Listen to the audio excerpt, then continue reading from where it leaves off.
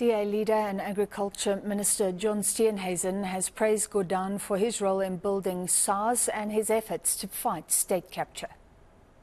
Can't be a Durban resident and not appreciate the role that him and Trevor Bonham and Mbanadu and others played in the Housing Action Committee in the fight against apartheid here in Durban, and their role in bringing democratic government into place in Durban.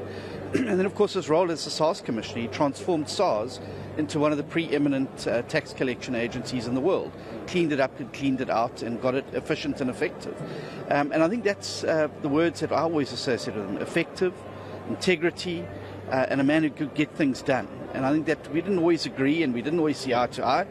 But I think a very good mark of what esteem he was held in by all party players in Parliament was when the EFF tried to storm the podium while he was addressing one of the budget committees. And it was members of the opposition that went and formed a barrier around the podium between him and the EFF, who were trying to physically remove him from the House.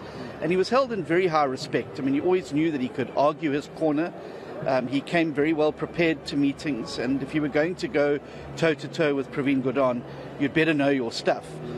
He was a formidable parliamentarian as well. He was able to get up in a variety of portfolios from finance to cogta and be able to get up and articulate his view and his side of the argument.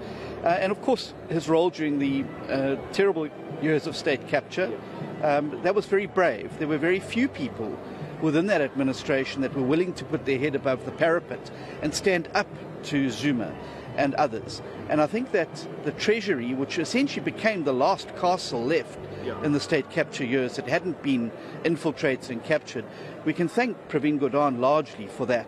He held on to those keys very tightly. He protected Treasury.